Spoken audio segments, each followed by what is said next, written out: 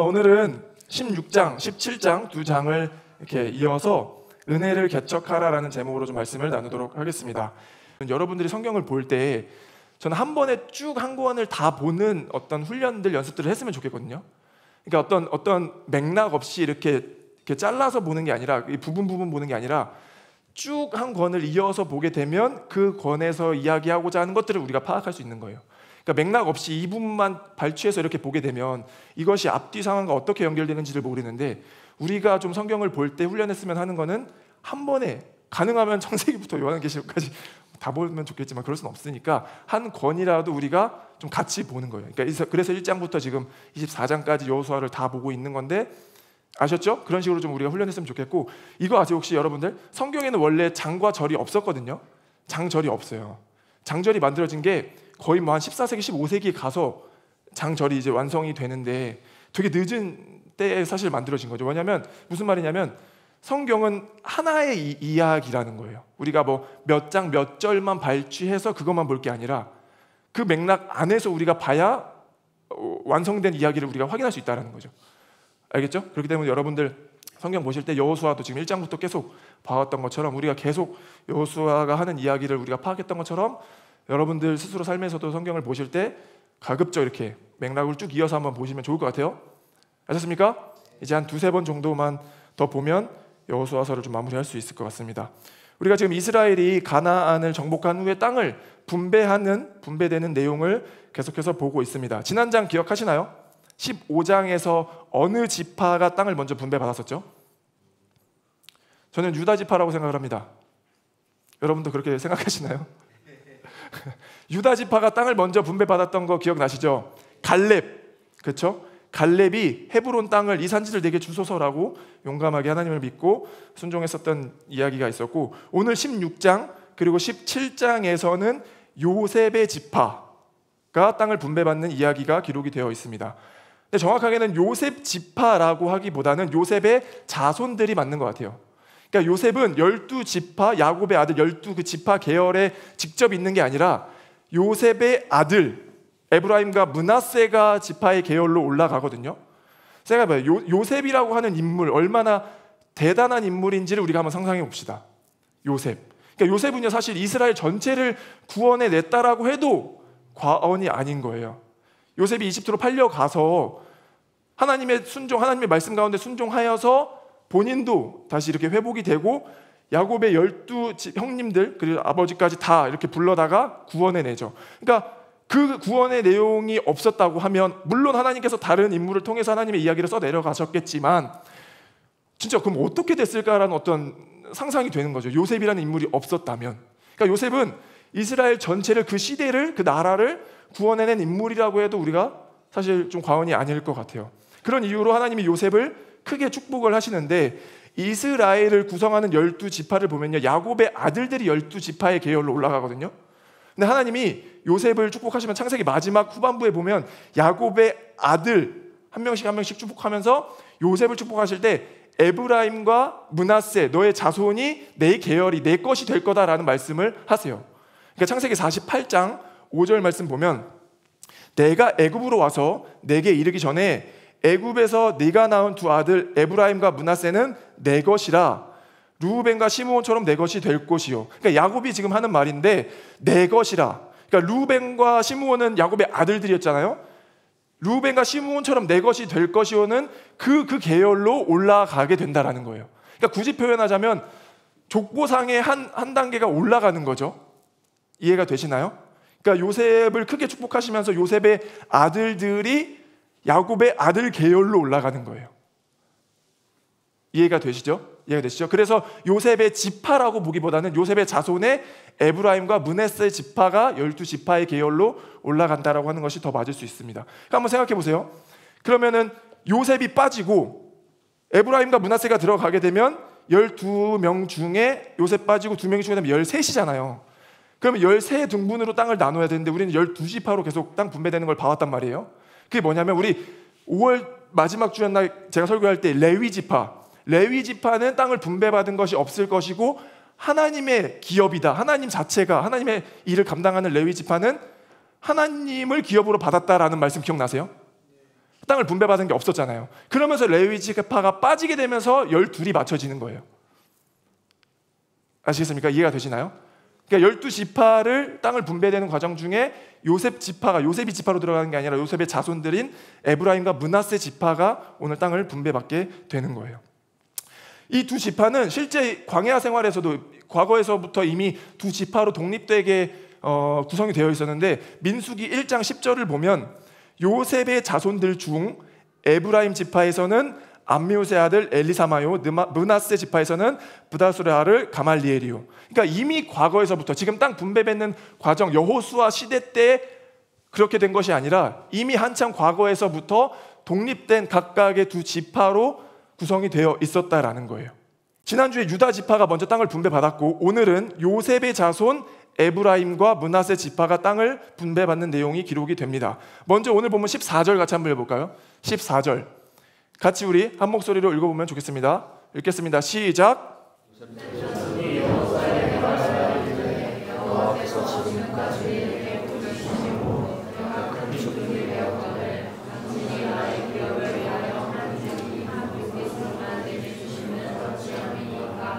아멘. 지금 여기 요셉 자손이라고 한 이 표현은 정확하게는 요셉 자손들, 원어로는 복수로 표현이 되어 있습니다. 요셉 자손들, 더 정확하게는 사실상 에브라임 지파와 므낫세 지파를 얘기하는 거죠. 그러니까 이들은 40년의 광야 시간을 보내오는 동안, 그리고 가나안을 정복해오는 동안 각각 독립된 지파로 구성이 되어 있었기 때문에 땅을 분배받는 지금의 순간에, 제비를 뽑는 그 순간에도 각각 한 제비를 뽑을 수 있도록 허락을 해주셔야지 왜 우리를 둘로 묶어서 한 제비, 한 분깃만 주시냐라는 어떤 불만을 지금 이야기하고 있는 거예요. 오늘 말씀 이해되시죠? 근데 이게 어쩌면 되게 합리적인 것처럼, 무리한 요구가 아니라 합리적인 요구처럼 들릴 수도 있을 것 같은데, 이게 왜 무리한 요구냐면, 첫 번째는요, 실제 에브라임과 므낫세, 요셉 자손들에게 준 지파의 땅이 엄청 넓었거든요. 그러니까 좁은 게 아니라 엄청 많이 줬는데 그들이 마음에 들어하는 땅이 없었던 거예요. 그러니까 쉽게 정복할 수 있는, 전쟁을 해서 이제 정복을 해나가야 되는데 쉽게 정복해서 자기들이 성취해낼 수 있는 땅들이 아니다 보니까 어떤 불만 섞인 이야기로 주신 땅은 많지만 자기들이 원하는 땅은 많지 않았던 거죠. 두 번째는 그 전에 우리가 계속 설교에서 들었던 것처럼 요단 동편의 땅, 므낫세의 반쪽 지파가 이미 요단 동편의 땅을 분배받았었거든요. 그때도 이미 훨씬 더 넓고 비옥한 땅을 분배받았었어요. 그리고 요단 서편에 지금 므낫세 반 지파가 또 받는 그 땅도 다른 지파들에 비교하면 훨씬 더 비옥하고 좋은 땅이 넓어요. 지도 한번 볼 수 있으면 같이 보면 좋겠는데, 그 유다 지파가 여기 첫 번째 받았던 있죠. 여기가 므낫세가 어디냐면 저기 서쪽 므낫세, 동쪽 므낫세. 그러니까 요단 동편, 저기 갈릴리 바다 위에 이렇게 있죠. 동쪽 므낫세, 요단 동편에서는 저만큼의 땅을 이미 분배받았었고, 지금 므낫세, 서쪽 므낫세, 오늘 분배받는 땅의 지역이 이 정도 되는 거라는 거예요. 그리고 에브라임 지파도 저 정도 있는 거고. 그러니까 실제 성취하게, 그러니까 분배받은 땅은 엄청 넓어요.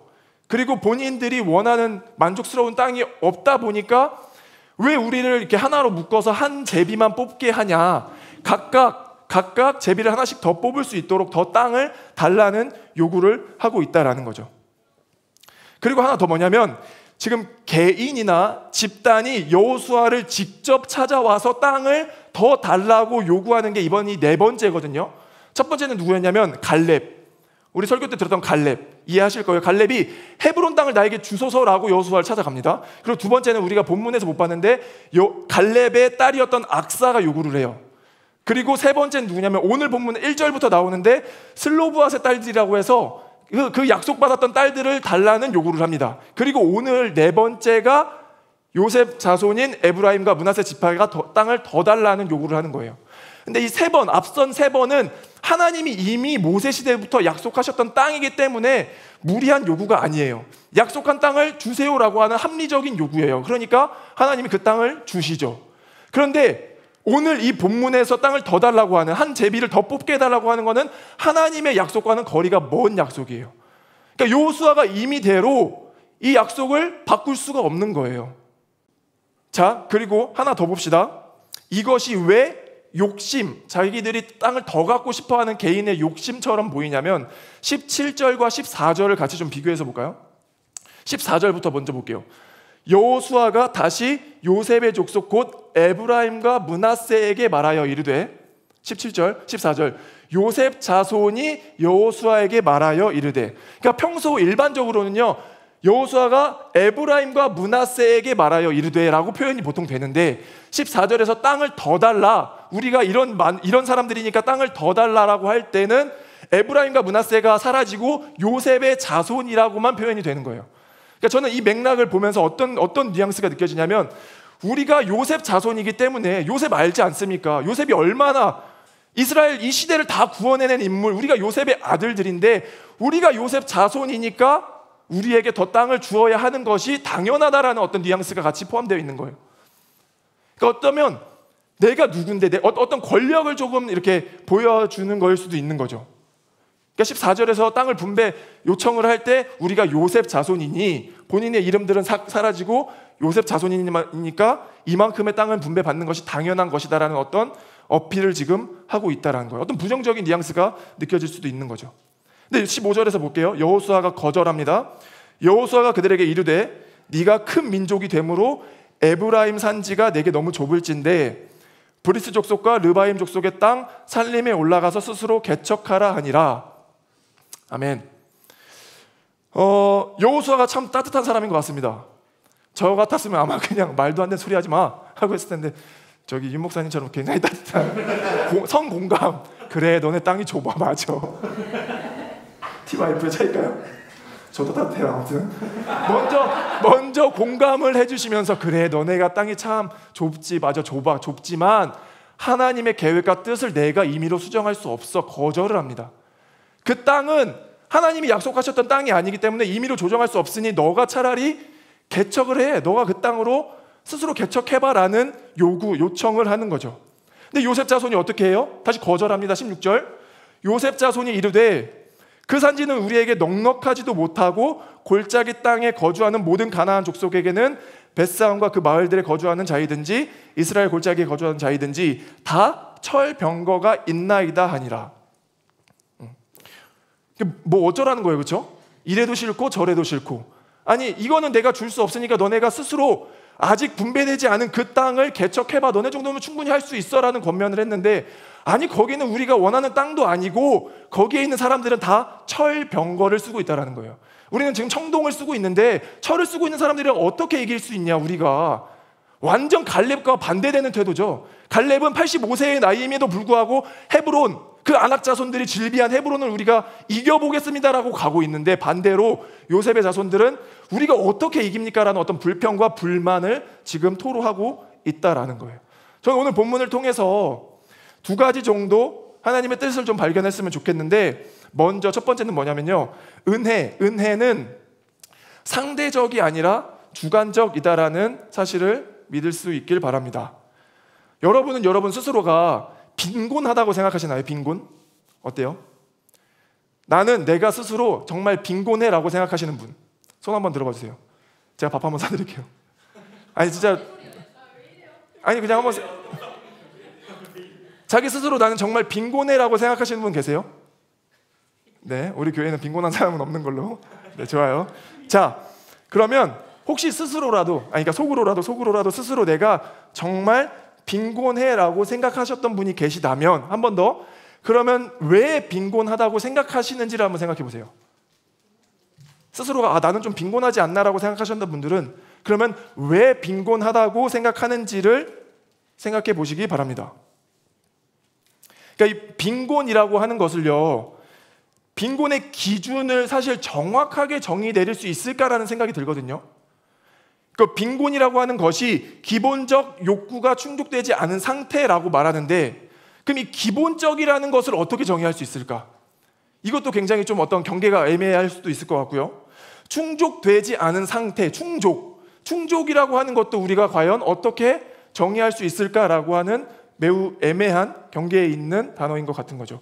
그런데 누구에게는 빈곤이라고 하는 것이 누구에게는 풍족으로 느낄 수 있는 거고, 또 반대로 누구에게는 풍족하다라고 느끼는 그 상태가 누구에게는 빈곤이라고 느낄 수 있다라는 거예요. 상대적 빈곤이라는 말 많이 들어보셨죠? 상대적 빈곤.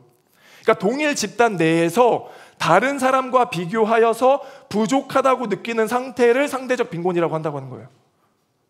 그러니까 인간은 빈곤이라는 것을 느낄 때 엄청 막 이렇게 고민하여서 실제 내가 빈곤한 게 맞는지, 내가 빈곤이라고 정의하는 것은 무엇인지, 나는 정말 빈곤한 게 맞아? 뭐 때문에 빈곤하다고 느끼지?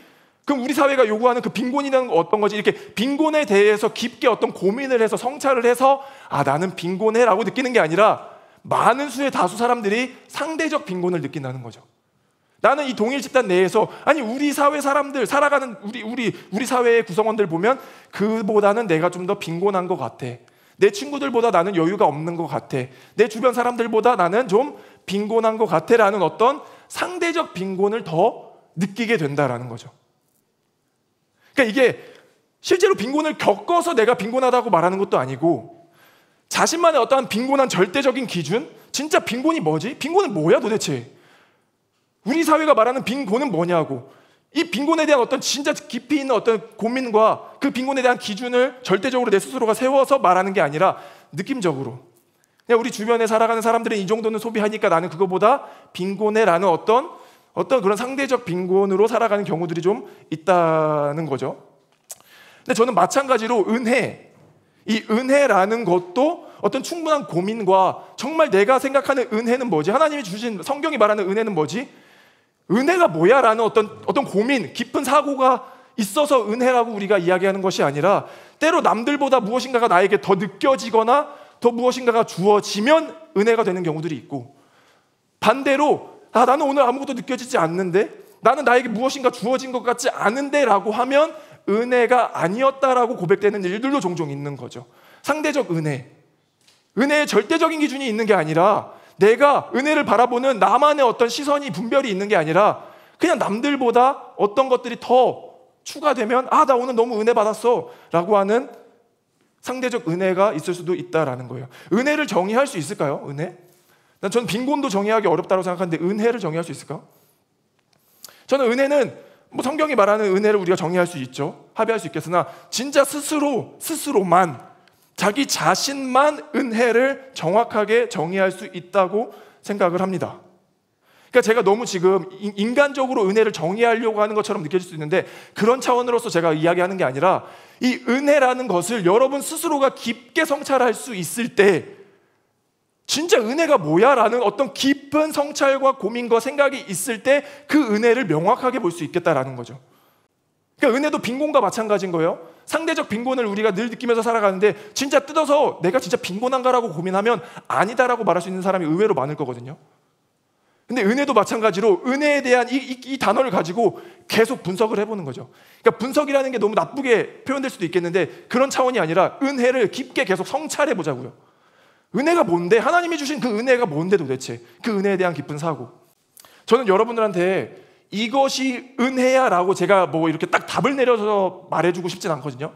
예를 들면 this is 은혜 이렇게 답이야 라고 말하고 싶지 않다는 거예요. 예를 들면 우리 기성의 교회가 어른들이 저도 전에 들은 거죠. 본 건 아니지만 이렇게 말하기 좀 그렇지만 그냥 들어온 걸로는 기성의 세대가 어른들이 딱 이거는 은혜야 라고 말해왔던 걸 방언이 은혜야, 통성 기도를 크게 해야 은혜야, 봉사를 열심히 해야 은혜야, 그쵸? 그리고 헌금을 많이 해야 은혜야, 늘 교회에서 이렇게 헌신해야 은혜야, this is 은혜야 라고 해왔던 그 모든 것들이 저는 그렇게 얘기하고 싶지 않다는 거예요. 오히려 뭐냐면 저는 그런 교육들이 스스로 은혜가 무엇일까를 생각할 수 있고 성찰할 수 있는 기회를 빼앗았다고 생각해요. this is 은혜라고 인해서 방언을 못 받으면 은혜가 없는 겁니까? 기도를 큰 소리로 하지 못하면 은혜가 없나요? 아니죠. 한 사람을 다 고유하게 특성 있게 다 다르게 지으셨다라는 것은 고백하면서 왜 은혜가 동일되게 제공되어야 되는지에 대한 의문도 있는 거죠. 그러니까 뭐냐면 this is 은혜가 아니라 은혜를 더 깊게 분별하고 사고하고 성찰하고 여러분 스스로의 언어로 이야기할 수 있게끔 하는 노력이 더 필요하겠다는 거예요. 은혜가 뭐냐고요? 은혜가 뭡니까 여러분? 은혜가 진짜 중요한 게 뭐냐고 생각하면 저는 여러분 스스로가 은혜라는 것에 대한 깊은 사고, 깊은 성찰, 정말 이건 은혜가 맞아? 분별하려는 노력, 기도, 은혜에 대한 깊은 사고와 성찰을 하려고 하면 할수록 우리의 방향이, 우리의 마음이 어떤 방향으로 흐르냐, 타인과 비교해서 은혜를 결정하는 어떤 상대적 은혜가 아니라 하나님과 나와의 관계 안에서 하나님의 음성, 은혜를 발견할 수 있는 거예요. 더 깊은 그 스스로의 성찰이 은혜라는 확신을 얻게 되는 거죠. 은혜를 바라보는 관점이 더 열린다고요. 우리 삶에 주어지는 어떤 이야기들이 더 다채롭고 풍성해지는 방향으로 흐른다라는 거죠. 은혜를 고민하고 성찰할수록. 빈곤은 스스로 결정한다고 생각하거든요. 저는 그 빈곤함이, 난 내가 빈곤해라고 하는 그 결정을 스스로 한다고 생각하는데, 저는 제가 스스로 빈곤하다고 생각하지 않아요. 여러분들보다 가진 것은 좀 없을 수 있어도 전 제가 스스로 빈곤하다고 절대 생각하지 않습니다. 진짜요. 왜 그런 눈초리로 쳐다보는 거예요? 전 제가 스스로 빈곤하다고 생각하지 않아요. 왜냐하면 물론 제 또래의 30대 후반의 친구들과 비교하면 제가 버는 수입은요, 반도 안 되고 반의 반도 안 돼요. 그런데 실제로 저는 빈곤하다고 생각하지 않아요. 물론 엄청 제가 풍족하게 살고 있다라고도 생각하지 않지만 절대 빈곤하다고 생각하지 않는데, 그 이유가 뭐냐면 제 기준이 빈곤이 타인과 비교가 아니어서 그래요. 제가 당장 내일 진짜 먹을 게 하나도 없어서 집에 뭐 쌀이 진짜 바닥이 나서 그런 상태도 아니고요, 제 삶의 생계를 위협할 만큼 위협적인 상황도 아니에요. 그냥 뭐 남들보다 일반적으로 사회가 평가하는 기준보다는 좀 덜 소비하고 가진 게 조금 덜 있을 수는 있어도 절대적인 제 하나님과 나와의 기준 안에서는 빈곤하지 않다고요. 그렇기 때문에 그런 상대적인 요소들이 저를 빈곤하게 내몰지도 않을 뿐더러 제가 스스로 빈곤하다고 여기지도 않는 거죠. 빈곤도 그렇게 스스로가 정의할 수 있는데, 저는 은혜도 스스로 정의할 수 있다고 생각합니다. 은혜도 여러분들만의 기준과 눈으로, 시선으로 정의할 수 있다고 생각을 한다라고요. 우리가 이렇게 지금 함께 모여서 드리는 이 예배 은혜입니까? 이럴 땐 아멘이라고 해도 되는 거예요. 우리가 함께 모여서 이렇게 드리는 예배가 은혜인가요?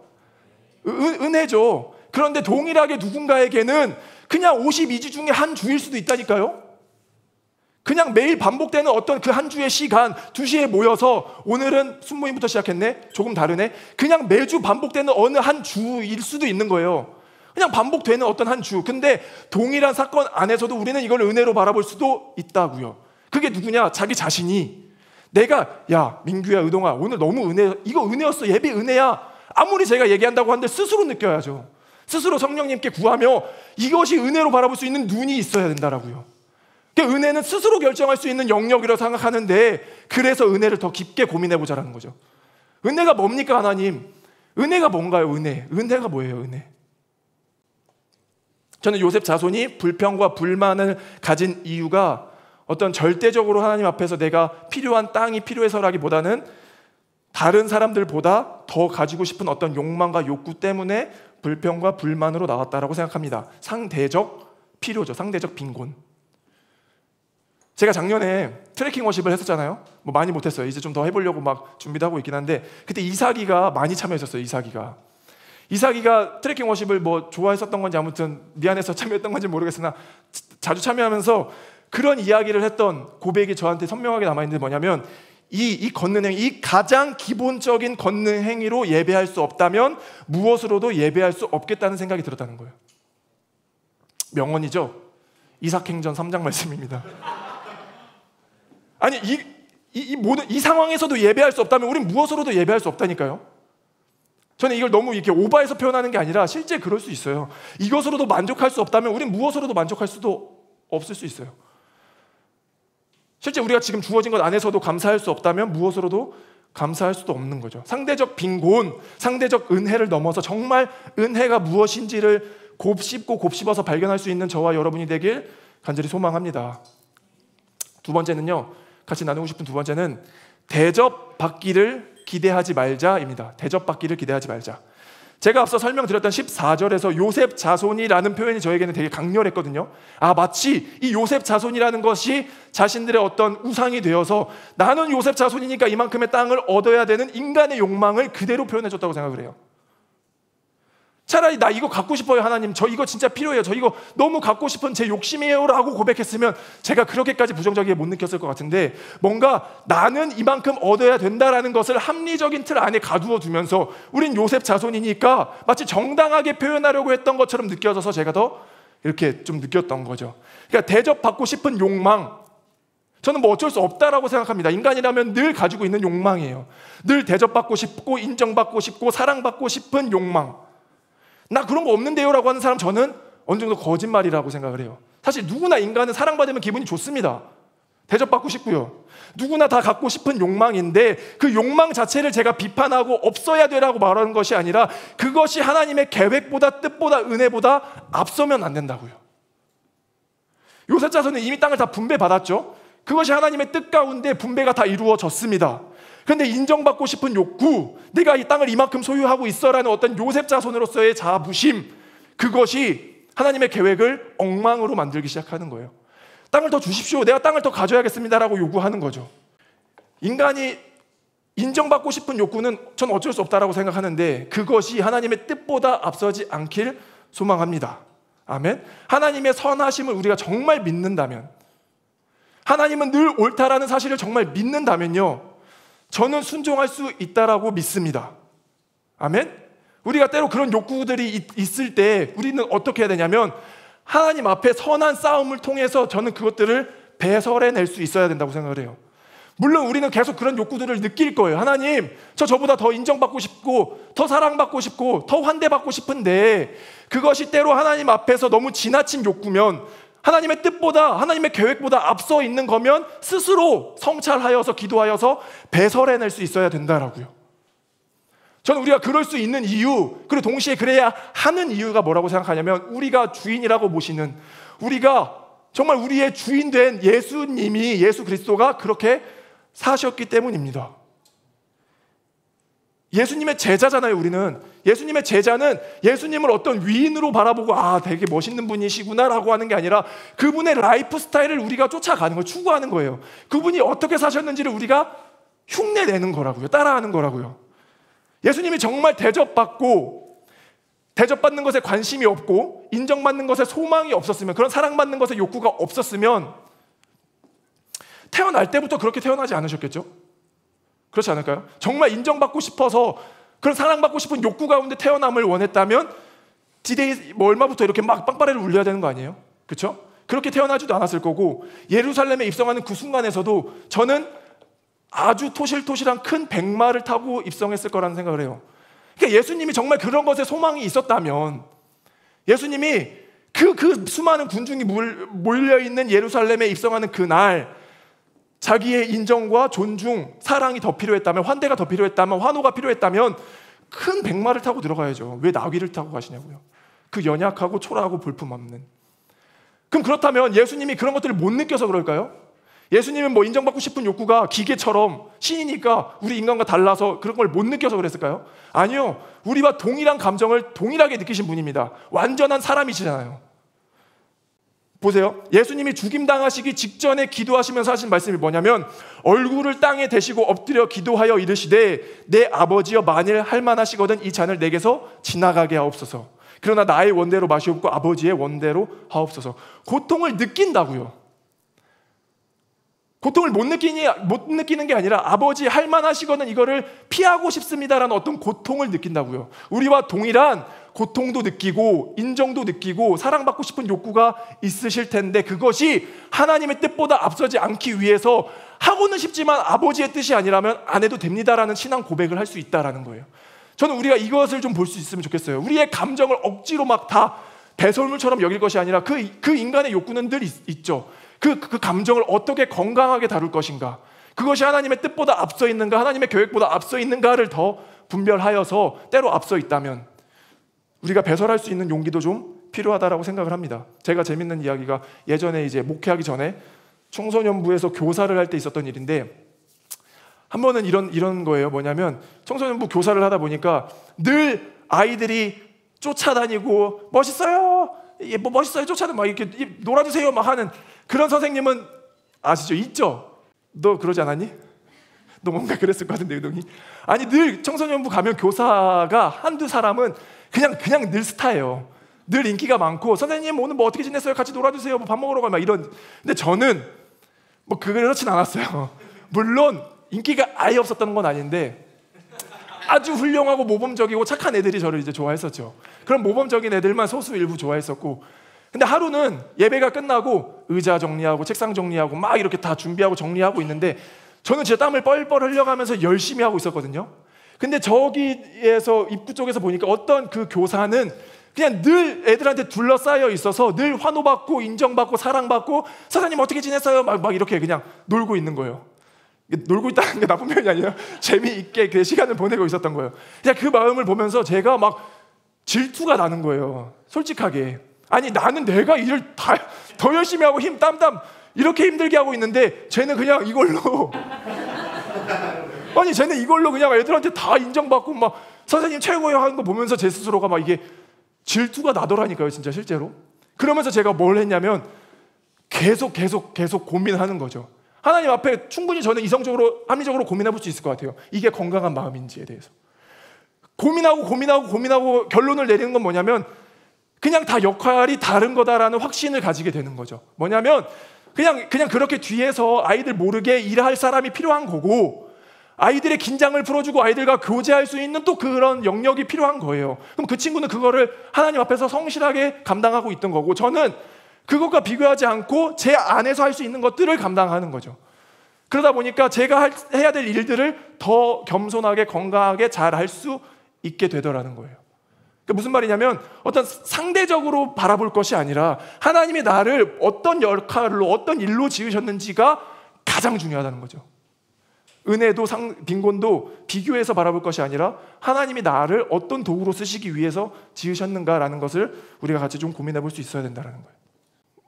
모르겠어요. 뭐 누군가는 지금 되게 어떤 힘든 시간들을 보내고 있을 수도 있겠는데 그것이 하나님 안에서 위로와 하나님 안에서 건강하게 해소되어지는 은혜가 있길 축복합니다. 아멘. 그런 이야기를 좀 나누고 싶어요. 말씀을 맺겠습니다. 오늘 말씀은 같이 차장 준비해 주시면 좋을 것 같고 오늘 말씀은 지난번 갈렙의 이야기 기억나시나요? 갈렙의 이야기와는 매우 어떤 대조적인 모습을 좀 보게 되는 것 같습니다. 갈렙은요 사실 정말 대우받아야 마땅한 인물이거든요. 갈렙이 누구예요? 그렇죠? 여호수아와 어깨를 나란히 하는 인물이에요. 물론 그것으로 제가 이렇게 평가하는 건 아니지만 갈렙은 늘 이스라엘 안에서 굉장한 인물이었다라고요. 그 출애굽 때부터 쭉 이어왔던. 근데 그 85세의 할아버지인 나이에도 불구하고, 그렇죠? 아니 그 아낙 자손들이 안 무서웠겠냐고요? 헤브론이 안 무서웠겠어요? 믿음으로 보는 거예요. 믿음으로. 그 두려움은 동일하게 다 느끼는데 믿음으로 고백하는 거라고요. 하나님 앞에서 믿음으로 신앙 고백을 하는 거예요. 하나님, 제가 가보겠습니다. 그 땅 누군가가 가야 되는데 우리 지파 안에서 누군가는 가야 되는데 그럴 거면 제가 가겠습니다라는 어떤 담대한 신앙 고백이죠. 근데 반대로 오늘은요 요셉 자손, 에브라임 지파, 므낫세 지파 너무 막 제가 뭐 비판적으로 깎아내리는 건 아니겠는데 오늘 말씀만 봐도 어떤 불평과 불만이 늘 그의 입술 가운데 있는 것 같아요. 저는 존재한다고 생각하거든요. 한 사건을 바라볼 때 동일하게 불평과 불만으로 이야기하는 사람들이 있고요. 하나님의 시선으로 바라볼 수 있는 사람들이 전 있다고 생각을 해요. 동일한 사건이에요. 동일한 사건. 그냥 동일한 우리가 같이 겪었던 그 일인데 누구는 그냥 불평과 불만으로서 해석을 하는 경우가 있는 거고 그럼에도 불구하고 하나님의 선하심을 믿고 은혜 가운데 고백할 수도 있는 거죠. 저는 그 사건이 정말 문제인지도 봐야 되지만 그 사건을 바라보고 있는 내 눈이 문제인지도 좀 봐야 된다고 생각합니다. 그 사건이 정말 문제 있으면 사건을 고쳐야죠. 그렇죠? 동시에 그 사건이 문제인지 그 사건을 바라보고 있는 내 눈이 문제인지도 좀 볼 수 있어야 된다라고요. 저는 우리가 성령 안에 사로잡혀 있으면 늘 우리가 성령 안에 사로잡혀 있으면 어떤 그 불평과 불만 가운데 은혜를 늘 고백할 수 있다고 믿습니다. 아멘? 아멘? 늘 우리가 은혜를 고백하는 공동체 되어지길 소망해요. 늘 은혜를. 제가 은혜를 막 이렇게 주입하는 건 아니지만 성령 안에 사로잡혀 있으면 저는 정말 은혜가 고백될 수 있다라고 믿어요. 동일한 사건 안에서도. 그래서 우리가 성령을 늘 강조하는 것이고, 우리의 의와 우리의 생각보다 성령님이 우리의 생각들을 통치하여 주시는 거죠. 그 불평 불만해서 안 돼. 제가 그래서 이런 이야기하는 게 아니라, 우리 삶의 어떤 풍성함은 은혜 가운데 나와요. 어떤 불평과 불만 가운데 나오는 게 아니라, 우리 삶의 건강함과 풍성함은 은혜 가운데 있기 때문에, 그 은혜를 여러분들이 고백했으면 더 좋을 것 같아서, 그 은혜를 고백할 수 있는 건 성령의 힘이 아니고선 할 수가 없기 때문에, 그래서 제가 늘 성령을 강조하고 여러분들에게 성령에 사로잡힌 우리가 되었으면 좋겠다라고 이야기하는 것입니다. 모든 상황 속에서, 어떤 상황 속에서 은혜를 고백할 수 있는 저와 여러분이 되길 소망합니다. 아멘. 어떤 상황에서라도 정말 그 은혜를, 성령님을 바라보며 나아갈 수 있는 저와 여러분이 되길 간절히 소망합니다.